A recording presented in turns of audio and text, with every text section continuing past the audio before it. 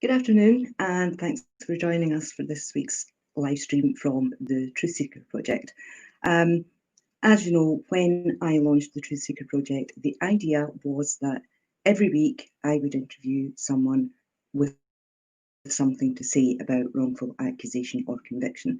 And inevitably, there have been teething problems, guests who can't make it, technical difficulties, and so on. So I decided that this week, because my planned guest can't make it, I would talk about some of what's involved in fighting a wrongful accusation or conviction. Many of you will know that on Thursday, 30th of June, that was the 17-year anniversary of the murder of Jodie Jones, the case that brought me into this work in the first place. And if I'd known then some of what I'm going to talk about today, I would have gone about things differently for certain. And I think that is the experience of everyone who finds himself in those circumstances, trying to fight something they don't understand and something that they think is completely different from what it actually is. So I have some bullet points here, but because I asked my guests to do this live and unscripted, it's only fair that I do the same. So let's have a look at the first two aspects which allow the prosecution to get a head start, huge head start, in building their case before the people that are being targeted even know what's going on. And those two aspects are disbelief and trust.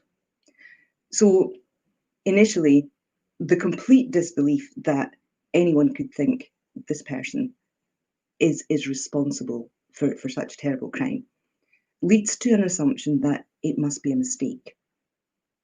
And since it must be a mistake, I'm sorry, I don't know what's happening with this screen continually updating. They believe it must be a mistake.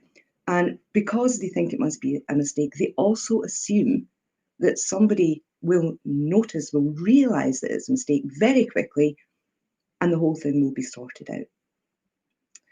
Trust is a slightly different thing. We tend to trust that the justice system works as we believe it should. We tend to believe that it's fair. So when a wrongful accusation originally is made, and this idea that it must be a mistake and somebody will sort it, it's trust that maintains that belief that somebody will notice it's a mistake for quite a substantial period of time. And you hear people saying, people who've never been in these circumstances saying, oh, if that was me, I would do this, I would do that. I wouldn't have done this, I wouldn't have said that. Well, that's all very well, A, in hindsight, and B, from the outside. But if you don't know that the system is now building a case against you, you don't believe that the system would build a case against an innocent person, then the vast majority of people that I've met over the last 17 years will cooperate in every possible way. Even if they think the questions that they're being asked are irrelevant or unrelated or just make no sense whatsoever, they don't seem to have anything to do with the circumstances, they will still answer those questions because they trust that there must be a reason for them. So this level of trust will change over time and it will swap to different aspects of the justice system.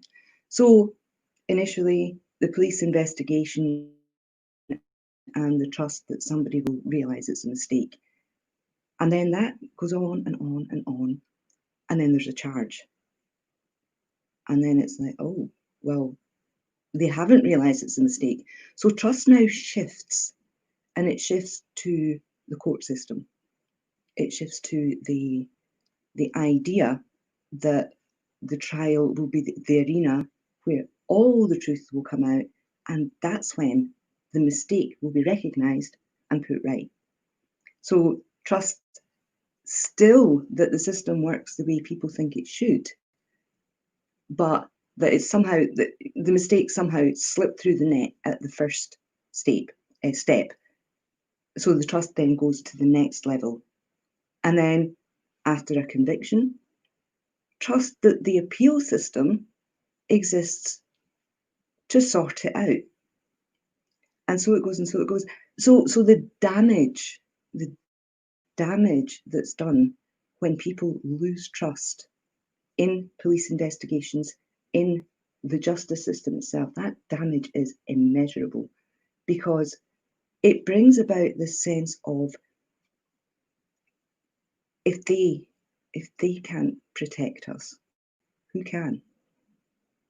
Another thing about trust that I've seen many, many times over these last 17 years is the absolute unquestioned belief that the defence team, the defence lawyers, will believe that the person that they're representing is innocent, and that they will do everything they can to prove that innocence. Well, first of all, our justice system is based on the idea that everybody has the right to be presumed innocent until proven guilty beyond a reasonable doubt. So it's not the defence's responsibility to prove that someone is innocent. It's the prosecution's responsibility to prove that they're guilty. But there's still this belief that defense lawyers will believe in, I have no idea what's going on here. There's still this belief that defense lawyers will believe in their client's innocence. And I've had many people say to me, after the event, after the loved one was convicted, after an appeal's failed, his lawyer never believed he was innocent in the first place. You know, he didn't use all this stuff that he could have used to prove his innocence. So there we have a disconnect between what people believe should happen and what, in the framework of our justice system, what can actually happen. So those two elements, the disbelief and the trust, by the time a realization, a dawning happens that they're both misplaced, it's already, in too many cases, it's already too late. I mean, I've known people who couldn't wait for the trial to prove that they didn't do it, not realizing that the whole process up to that point was one of the case being built against them so that it could be presented in court to result in a conviction.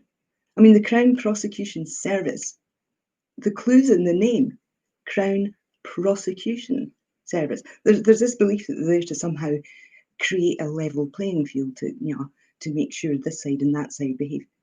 Prosecution Service, what do they exist to do? It's kind of obvious when you take a step back from the unexamined beliefs about the justice system and start to look at it more logically. That's when you start to see, actually, this is not what we believe it to be. It's not even designed to do what we believe it's designed to do. So the next thing that I wanted to talk about, because it's something I would never have believed when I first got involved in this work in 2003, I would never even have imagined that this was possible. And that's the relentlessness of the system to protect itself. So some of the gymnastics, the contortions that are required to uphold arguments that make no sense, no logical sense, but to couch them in language that somehow makes them appear to make legal sense, when really it is just a case of protecting the status quo. So, for example, I'm not going to mention the name of this case because I haven't actually spoken to the people involved about mentioning the case here today, but I'll tell you about the circumstances. So there was a case where after the conviction, the family found evidence that identified the real killer. Okay, so there was DNA, there were fingerprints, there were items belonging to this person soaked in the victim's blood, which had gone missing during the trial and were only found later. But this had taken years. The process had taken years, approximately 7 years, maybe 8. And eventually, this family got the case back to the Court of Appeal. And obviously, the argument was going to be that they got the wrong man, because there was all this evidence, solid evidence, pointing to somebody else. The appeal court, rejected that evidence. Not because it wasn't solid, not because it wasn't compelling, simply because it took too long, in the court's opinion, to bring it to court, to use it for an appeal. It took too long. How long is too long when an innocent man is serving a life sentence for a crime he did not commit? The real murderer has been identified and is still out here walking among us. How long is too long? And on what basis do they decide what's too long? The legal jargon, the legal premise for this refusal on the basis that it had taken too long is certainty and finality. And this runs along the idea that there has to be certainty and finality for the victim's family, and there has to be certainty and finality to uphold public confidence in the justice system. I'm just going to ask you, do you feel confident in a system that draws a line in the sand and says, okay, we don't want to hear this information that says we got it wrong, because we've decided it's too late, took too long? Now, if you think about, pardon me, the length of some life sentences, 20 years, 28 years, in what way is 7 years too long to bring in evidence that's found after the conviction? It makes no sense. But there you have an example of the relentlessness, the ability. Another thing is disclosure and the requirement or the requests from appeal teams. They're not defence teams, obviously, after a conviction. But after somebody's convicted and it becomes obvious that there's information missing that the legal team believes would show that they got the wrong person. So requests are made for information to be released, for samples to be released for retesting. And it's really interesting, I think, to realise that there is no, if you like, lifelong obligation for the police or the prosecution or the Crown in general to release that information to the convicted person's legal team. So once again, we have back covering exercises here. We convicted you on this evidence. We may or may not have this evidence pointing to somebody else. But if we do, we're not going to give it to you because we don't have to. How do you prove it wasn't you if the people who convicted you are the ones who hold the information that would prove it wasn't you? Where do you go from there? Where do you go when the system says, nope, you can't have it? Is that fair? Is that just? Is it the justice system you believed here in the UK was one of the best in the world. So, you know, that's another example of how the system can protect itself against inquiry, against too much probing or questioning of what it's done and why it did it. I'm going to move to. Oh no, I wanted to talk a little bit about the CCRC and the idea that it was set up to examine cases where a miscarriage of justice may have occurred, and that the idea in itself is a great idea. An independent organisation that has the ability to look at everything and decide, was this done fairly, was this done properly, is it possible that the conviction is unsafe? The problem is it's not independent. That's the first thing. Because the courts impose conditions on the commission, points that it must meet in order to refer a case back to the Court of Appeal.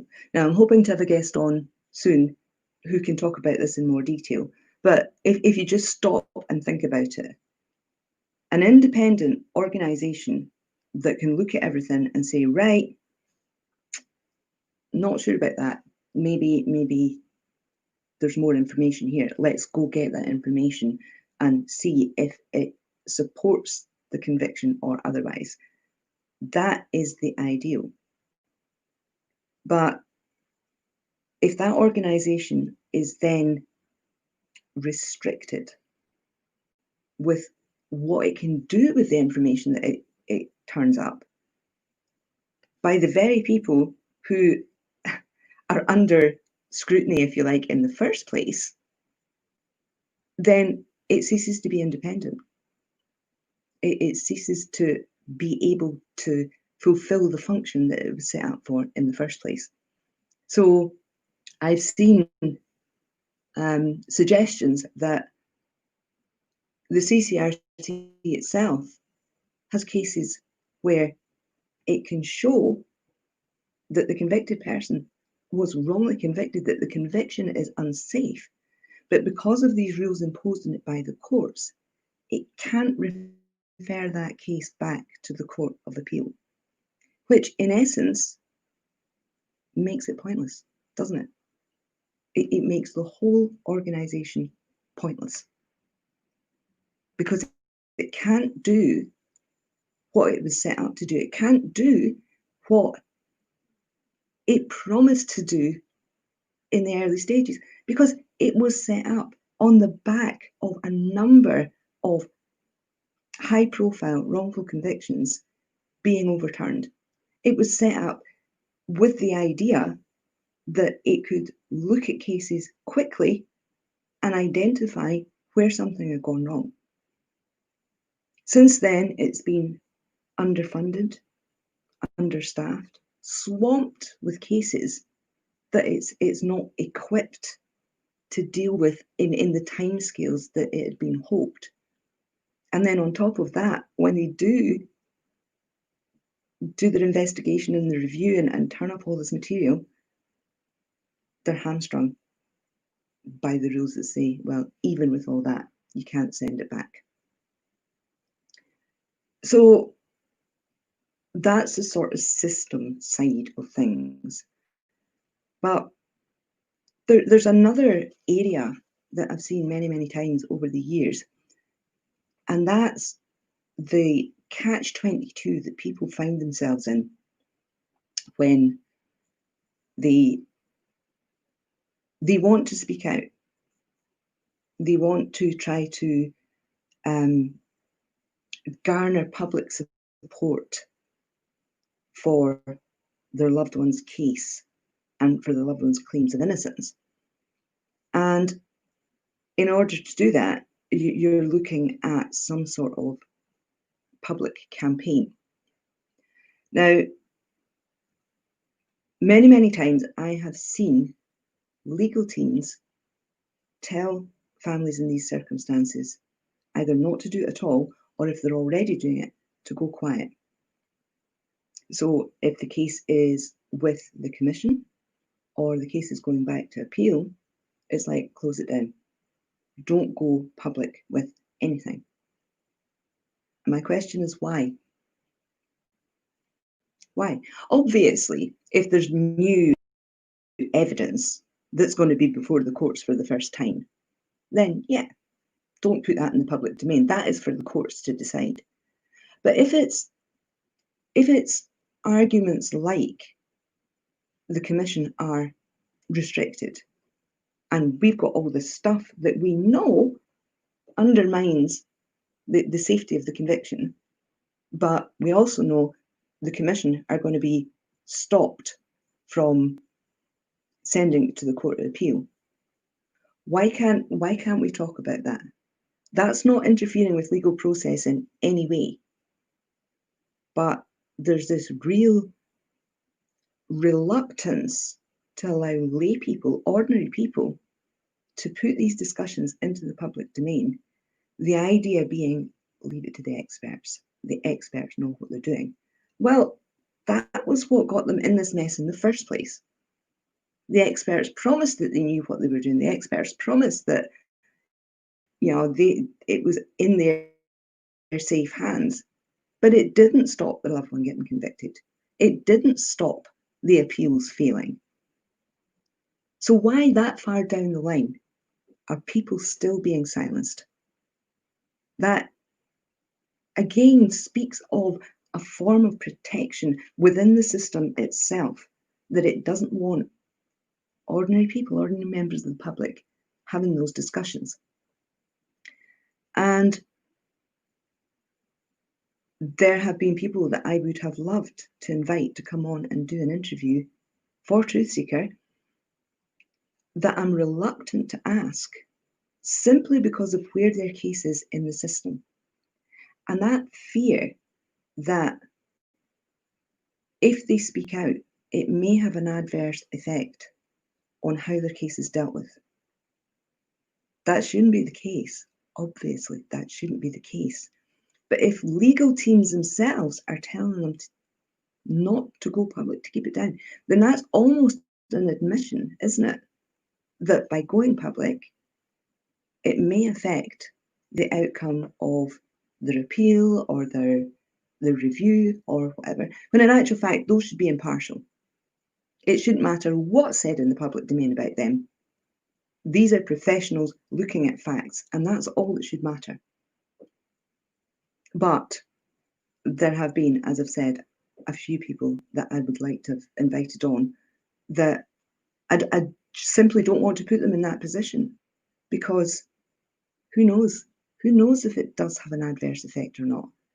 And I'd hate to be responsible for encouraging somebody to speak and then finding out that actually the consequences were so negative for them. The next thing I want to go on to, and I think it's a really, really important point now in this day and age, I touched on it earlier, and that is the right to the presumption of innocence. Those of us already in the wrongful accusations and convictions arena already know that that's long gone. That's long gone. Everything that we see now begins from a presumption of guilt. And it's evident in so many places. Let's take accusations of sexual assault. From the off, the accuser is called the victim. Well, that immediately assumes a crime has been committed against this person in order to victimize them, which in turn means the accused person is already presumed to have been the person who committed that crime. Where is the right to the presumption of innocence there? Our media have a huge amount to answer for in terms of undermining the right to the presumption of innocence, naming people, putting out the photographs, the wording of some of the media articles, leaving people in no doubt that as far as the media is concerned, this person is the perpetrator, this person is guilty, before a single piece of evidence has been before any judge or any juror. And I have said this before, there are many possibilities for where that information in the media gets picked up and believed. And that's the other thing. It's not just that they're putting it out there, it's that people are believing it. So if you go back to Luke's case in 2004-5, so it's the end of 2004 into the beginning of 2005, there had been 19 months of relentlessly negative media coverage. 19 months. This isn't a big area. And although the jurors weren't picked from specifically these villages, they were local. They were local. So the idea that telling them to dismiss what they've read or heard and concentrate only on the facts, they're human beings. And after 19 months, how do you know how much of what you think is influenced by what you read in the media or heard on the news or whatever? How do you even know how to separate that out? So that then, this presumption of guilt then spills over to those trying to fight wrongful convictions or trying to highlight them. And one of the things that I've found happens over so many times over the years. The first is when it's family members, critics will say, well, of course they're going to say he's innocent. Of course they're going to believe he's innocent. He's their family member. But when it comes to people like me, and there are a few of us out there who have never actually been involved, we've never been wrongly accused ourselves, we've never had a loved one wrongly accused, then you better bet our motivation is going to be dragged through the mill. There must be some ulterior motive for us doing this, because why would we? It seems that some people simply cannot accept that I and others like me do this work because it's the right thing to do, because it has to be done. Somebody has to do it. So I've seen claims that I do it for the money, I do it for the fame, I do it for the glory.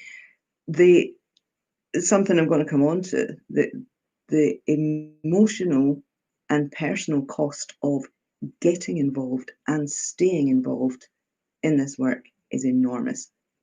Nowhere near as enormous as the families themselves and the wrongly convicted people themselves, but still enormous. And the idea that people would be willing to pay that sort of personal and emotional price for fame or glory or whatever it is they want to call it is ridiculous. But it's this idea that you can't just be doing it because it's the right thing to do. I mean, who does that? Well, I do. Many others like me do.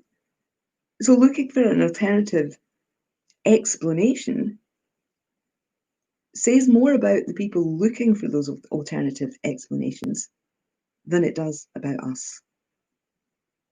And that brings me to the internet, which has been an absolute godsend for those fighting wrongful accusation and conviction. It offers them a platform to put the truth out there. It offers them a platform to say to people, look, this is the story you were fed, but this is reality. This is the information that's available. So on that aspect, in that regard, the internet has been a real help to the wrongly convicted and accused. But as we all know, there's a flip side to that. There's a dark side to that, and that is the inevitability of the trolls, the haters, the diversions of energy, the mischief making that comes from people who appear to have no interest in contributing anything positive and are simply there to cause trouble. And yes, I've seen many of them over the years. I have been quite shocked at the extent to which some of them are prepared to go in order to try to shut down the conversation that people are trying to have.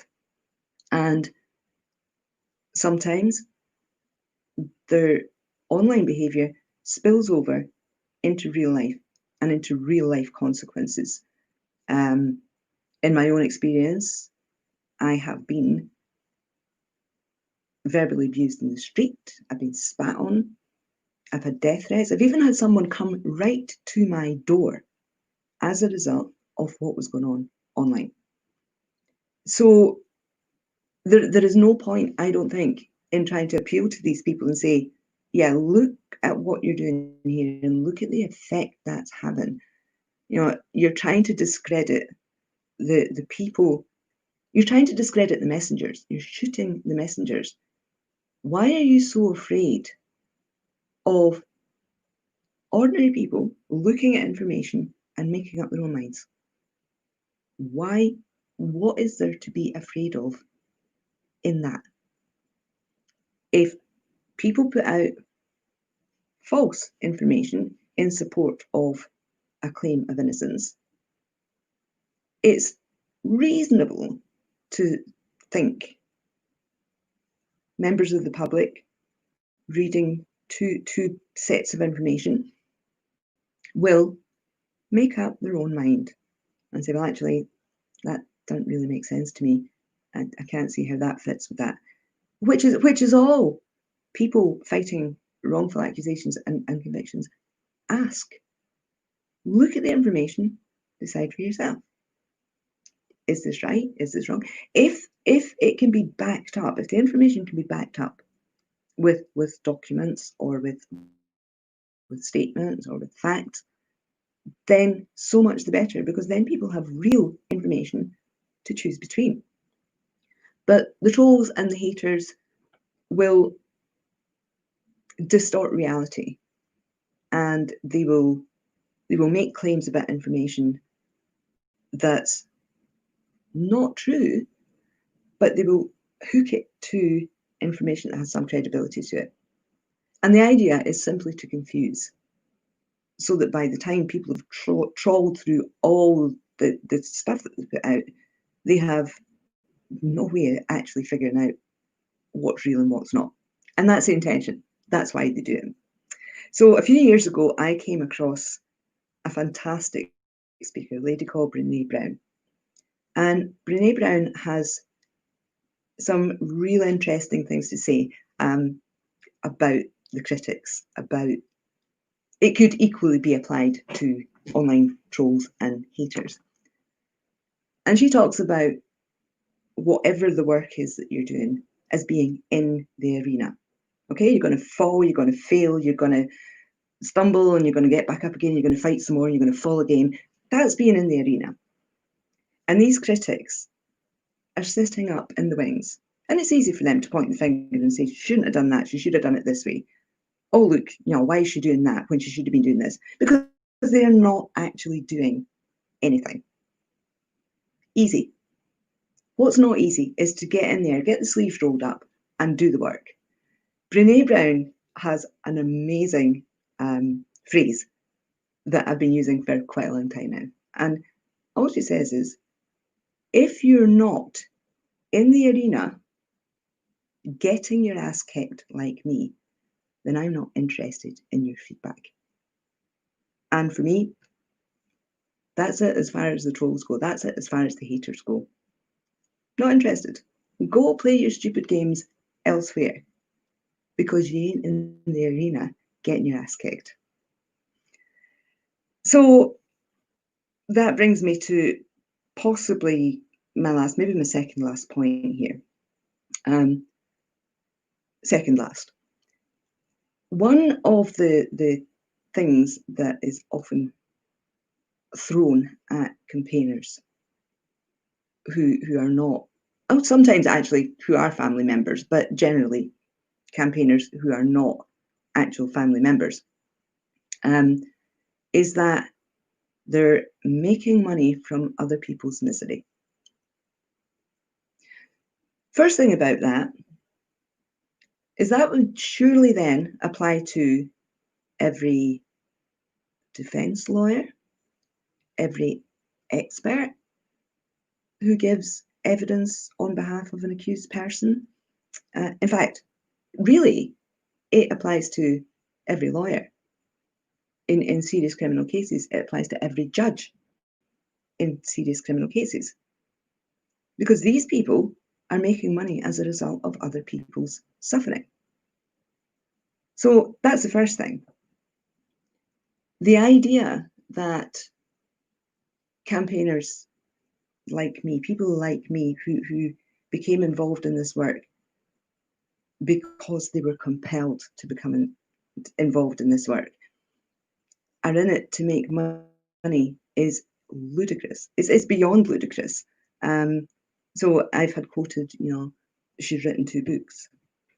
Yeah, those books, not so much the second one, but certainly the first one, took probably a year to cover what they cost to produce in the first place. They don't make money. I'm not rolling in money from books. It doesn't work like that. And then there's the idea that you make money from giving interviews to the media because they pay you for it. They don't. It's actually that simple. They don't. The reason we give interviews to the print media or become involved in documentary style output is to get the information out there, because mainstream is still an important way of reaching people with alternative information if and when mainstream are ready to put it out there. But they don't pay for it. It's not, you don't make money from talking to the newspapers or the documentary teams. It just doesn't work like that. So again, there's this idea that you can't possibly be just doing it because it's the right thing to do, and the idea that it must be money. It must be money. It's not. I support the work I do from the mainstream work that I do from teaching. So for a very, very long time, virtually everything I did was at my own expense. So I paid for the travel, I paid to meet the various people, I paid for transcripts, I paid for postage. So it's definitely not to make money. And that takes me on actually quite neatly to the difference between campaigning and fighting a wrongful conviction, because they are actually 2 different things. Something that a lot of people, myself included in the early days, don't realise. The amount of work required for both is huge. And when you try to do both at the same time, sooner or later, you'll implode, because it's not possible. So if you start, for example, you have all the case papers to go through, and you have all the legal arguments to learn because you're not quite sure what they mean. You've got all of that to do, and you put up a website. You then have the website to maintain, and everybody who interacts with that website, whilst trying to keep track of changes in the case as it's progressing and different legal arguments as they come in, and trying to, you have to be able to split your mind into so many different compartments to be able to give the level of attention to all of the sides that need it. So there are some teams who have been very fortunate in that they have a campaign team put together who can help with the campaigning side of things, and then they have the casework, case paper, case understanding side, which is separate. And when I put out the fundraisers, it was because the pressure on both was too much. And in order to work at the job I do and bring together all the stuff and make the moves for the public campaign that we were trying to make, something had to give. And that's where this idea of making money comes from. It's like, this work doesn't do itself. It needs people to do it. And if you're right at the beginning and you find yourself in a position, pardon me, where somebody's been wrongly accused and you don't know what to do, there's now a real sense of get it online, get it out there, let people see it. And yes, I totally agree, do that. If you have the resources, mentally, emotionally, the people that you need to keep that going. Because over time, it just becomes too much trying to follow the legal arguments and the legal processes and what's available next, and at the same time maintain some sort of online presence that's gathering people in support. So that's just another of the difficulties faced by those trying to fight wrongful convictions. I think that's pretty much everything I wanted to speak about today. No, there is one other thing I do want to say, and that is, in spite of all of this, in spite of all the difficulties and the obstacles and the relentlessness and the online negativity, in the last 17 years, I have met some of the most incredible people I've ever met in my life. These are people fighting the most horrific circumstances, and still they're willing to reach out. They're willing to help others. They're willing to share their experiences and support other people. And they are truly the most incredible people I've ever met. Guys, you all know who you are. And I've often wondered, if I were in their circumstances, would I be able to reach out and offer help to others? Or would I be so focused on the horror of my own circumstances that I wouldn't be able to lift my head and see that there were others? So one of the biggest, one of the strongest tools in the armory of the wrongly convicted and their families is each other. That's what keeps me doing this. That's what makes me able to continue at times where it just feels like it's utterly hopeless, is that support amongst the families themselves and that ability to reach out and pull each other up when the endless disappointments and letdowns come knocking. Then they're there for each other. They're there to help each other and to support each other. And that is one of the most positive things to come out of these circumstances. That's me, finished for today. Thanks for joining me. And hopefully I'll be back next week with another guest to discuss their experiences of wrongful accusation, conviction, campaigning, media, whatever it is. We'll be back next week. Thanks for listening.